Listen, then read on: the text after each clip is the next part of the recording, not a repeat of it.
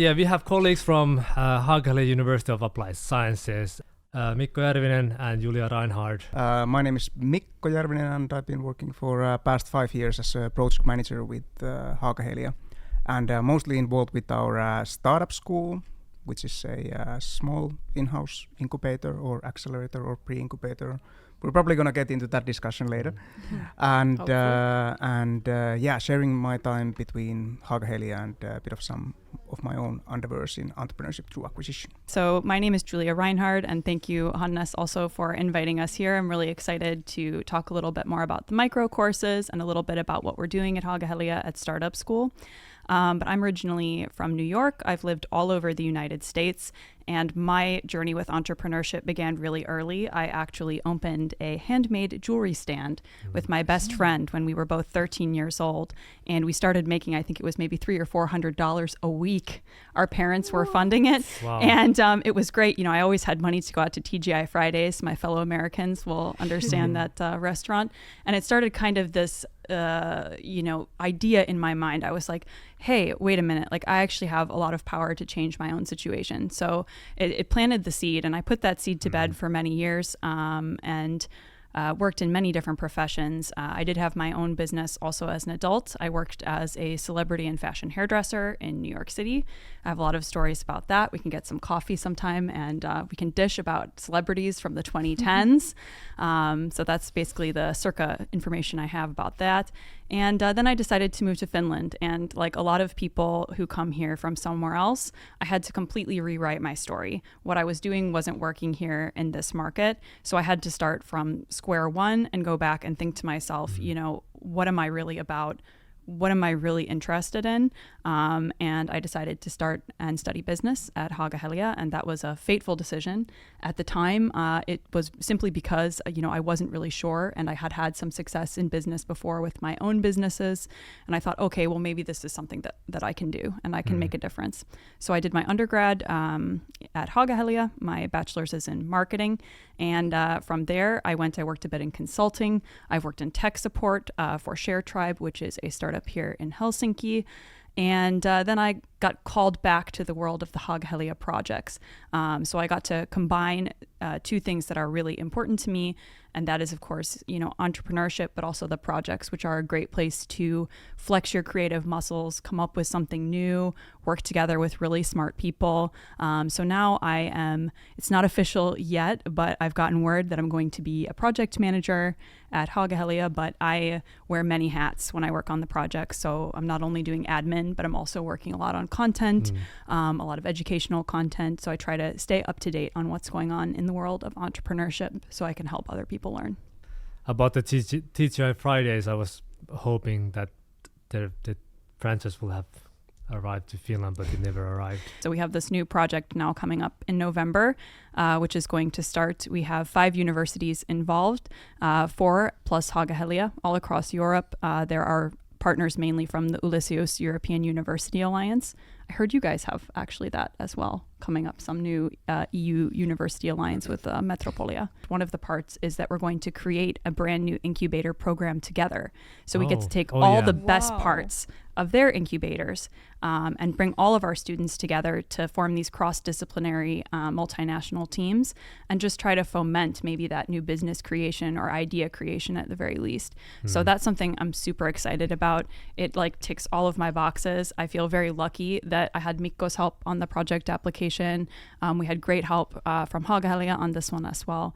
And now let's see what we can do with that. So creating one incubator with schools that are based in all sorts of countries in Europe, I'm just starting to think, what is the timeline for creating, because there must be all sorts of opinions. Has there been a kickoff meeting for this, or kickoff is happening in November, so we're gonna start then.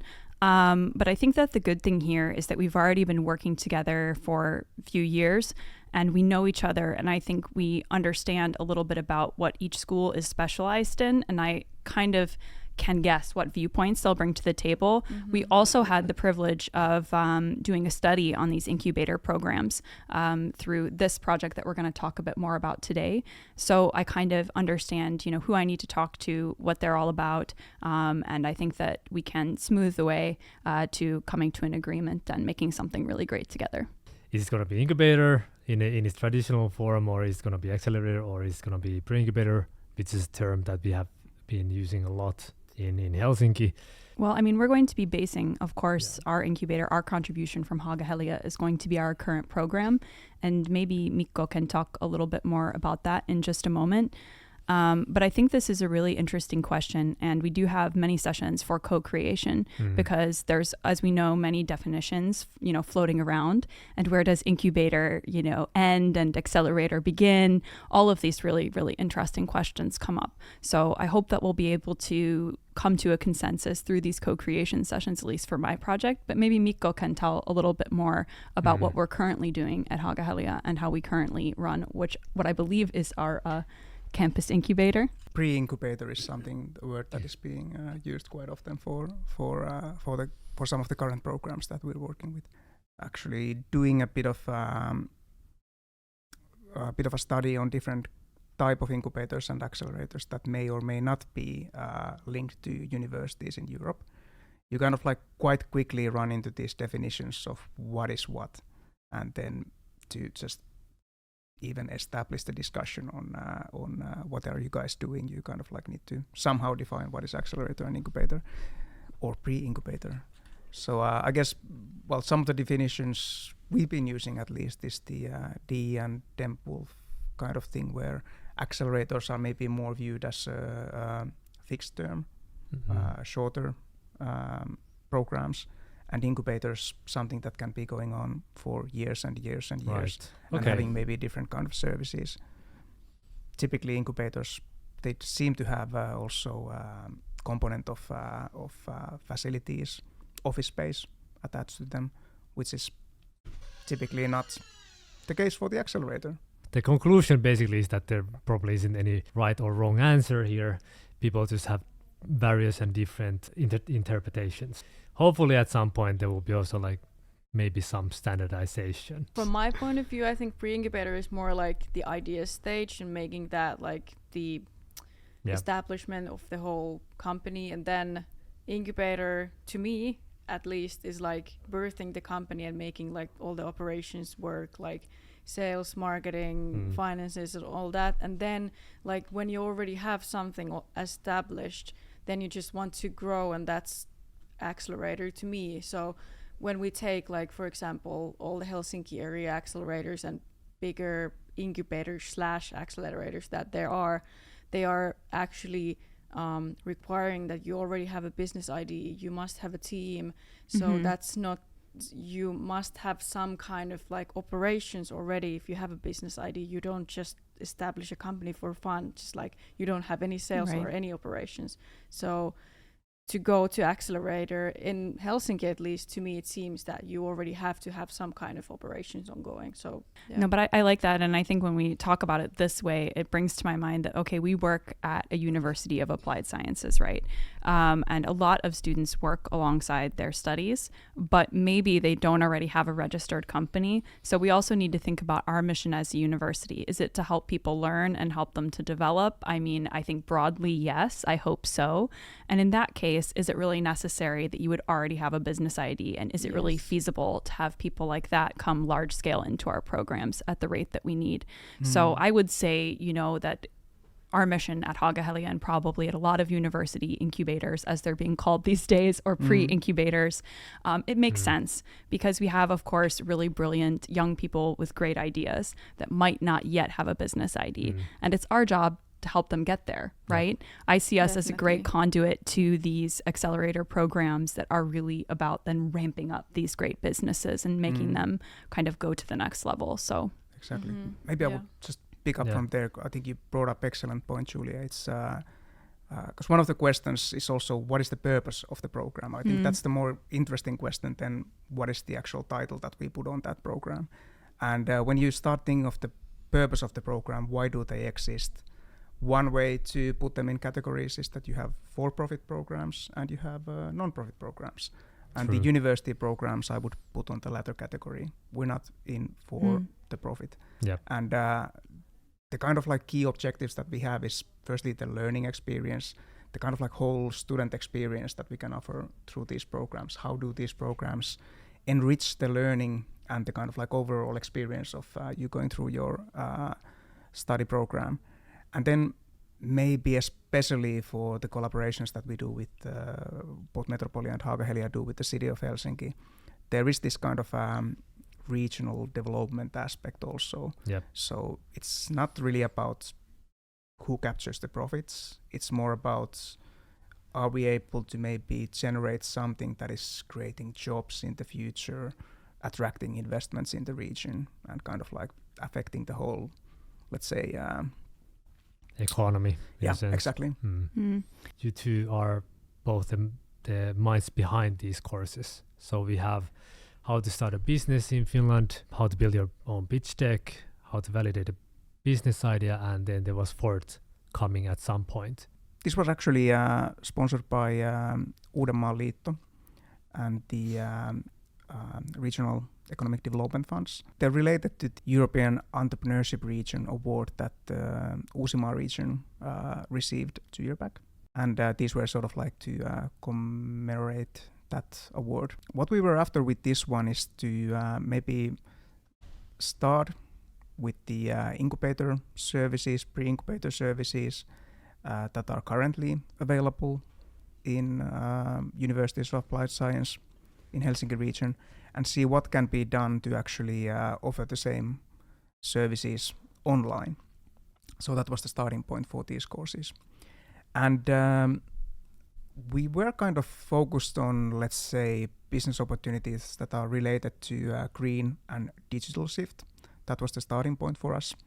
But how these were positioned was kind of like, let's say from the perspective, what is needed for an individual who's about to start their business in, let's say, 1 year. And when you actually start digging deeper, and we did dig quite a lot deeper. We did. Understand the needs of those entrepreneurs to be, and talking with experts, talking with students, talking with individuals who are in the process of getting their business going. The needs in terms of knowledge, in terms of competencies, actually are quite similar if you're doing a business that is related to digital transition or green transition, or just basically setting up a consultancy business based on your experience, or setting up an e-commerce platform. There's a lot of questions that you kind of like in all of these different cases you need to answer. Is my business idea good enough? Which is kind of like the question that is often asked. And I mean, don't ask me, ask your customer. That was the kind of like gist of this idea. So that was one kind of validation, testing your business ideas. That was a big theme. Second theme that emerged was kind of marketing. This was something kind of like which a lot of our target group was struggling with, sort of what do I need to do to kind of like get my first customers. And that sort of like came also from the expert discussions. So a lot of kind of blanks in the realm of how do you actually create that awareness, and how do you actually start capturing your audience, your first paying customers, and so on. So that was one need. And last third theme was kind of like also a mixture of administrational, financial kind of questions. What are the actual technical things I need to do to start that business? So hence how to start a business, which covers those ones. But also the financial side of things. So if I'm about to start a business, what are my startup setup costs? How do I cover those costs? How long do I need to be running this until I turn cash flow positive? What is the total funding that I would need for this one? And am I actually able to make a profitable business out of this? How was it to produce the content to these courses? For me, it was the hardest thing that I've ever done. That was the first time, right? Yeah, because, I had a lot wrapped up in this. This is a topic that I really love. Just to be clear, I am responsible for the How to Build Your Own Pitch Deck course. And what I didn't know when I started was that I had set myself a really big challenge. This topic, of course, is widely talked about all over the internet. You can Google, how do I, make my pitch deck? And you will come up with, hundreds, if not thousands, if not millions of recommendations on how to do this. And everyone insists that their way is the way. And that was hard for me initially, right? When you're thinking about, okay, I work at a university, maybe I need to be a bit academic, pedagogical, think about these things. And you come to this point where you say to yourself, we don't have a lot of, let's say, papers written about this. There's a lot of different viewpoints. This is still really developing. So I think that's why it was very, very challenging for me to find some sort of format and way to teach this that could be usable for many different cases, contexts, that would be easy to use and gives the basic recommendations for what is needed in a pitch deck. I would say in not every situation, but in most situations. And if you don't include it, it's still something that you should probably think about. But I think for me, I'm going to use the sense-making term again. That was very difficult. And I had a lot wrapped up in it. I really, sorry, but I cared. I cared very deeply that this was going to be something useful. I'm supposed to be an expert, right? So that was something else. And I wanted it to be something that would be easy to understand whether or not someone was there with you as a person telling you how to use it. So we're also trying, to design the product, to design the service in a clear way. Luckily, Mikko saved my butt a little bit on this one. And he had a very organized and clear idea in his mind about how the MOOC should look on Moodle, which is kind of the incarnation that we see now. Experience was great. It was super hard. We were also the first two people to work on these, Mikko and myself, and we didn't have, necessarily at that point a large team around us. So there was, me at home taking all of the input that I'd gotten from the experts, from our students, from, my own research and my internet searches, and just trying to kind of synthesize that into something great. So it was heavy lifting. Connect all the dots, and scheme the best parts of everything. Yeah. And for me, I think there's, of course, we try to work in an iterative way. And so there's still a lot of iteration that we could do here. And I come up with new ideas all the time about how I could make this more usable or more beneficial. And I have to stay in my own hand, because it's good to also get enough feedback, about the initial version to really see if the signals that you're getting for those improvements are true. You made it relatively quite fast. We did. We worked very, very quickly. This is produced quite fast, in my opinion. We did. And that is because this was all I did. I ate, slept, and drank this course when I was making it. Don't judge me, but I had, a real, as we say in the US, a bee in my bonnet, okay? And I wanted to make this the best course ever. And awesome. Asked my husband. He was like, what are you doing? Yeah, the dedication. You give a damn. That's what I do give a damn, for better or for worse. And so one of the other things about this course that was important for me, and hopefully helps people to push through and finish it, is that we offer feedback at the end. And sometimes I offer feedback at the end. So we go through and we try to get you to the next kind of phase of your journey with this course. So it's not only online, but it's a little bit interactive too. That's the reason for at least for now. Take these courses. You get the feedback you get real feedback from an actual person. Yeah. An expert, as we say. And I tried to keep this very simple. We have, of course, our introduction. It tells us how to use the course, but we just go through it slide by slide. There's 10 slides. It's the basic recommended slides that, at least right now, we're still always looking into this, but that we think you should have. And we hope that by completing these slides, you will actually go through the journey of understanding your own business a little bit better. And by the end of doing this, you won't only have a pitch deck, but you'll have a better understanding about your business idea. But our idea was that we can complete these in about a weekend. Okay, so it would be easy to complete, and for this you get 1 credit. So this can also go towards your Open University credits or your university credits. Yeah. So we move on to the how to start a business in Finland. It's really a nice resource to have when you're actually in the midst of making those registrations, understanding what are the tax implications, pensions, insurances, all that stuff. So the goal here was to take all those kind of, technical parts of starting a business. I'm not saying this is how to start a successful business. This is just about how to start a business. So we're focusing on the technical stuff that you get your, let's say, bureaucratic things right. How to validate the business idea. Yeah, so with this one we have a visiting star, Semi Ersös, who's been working on this one. And he's been helping us on this specific topic of how to validate business idea.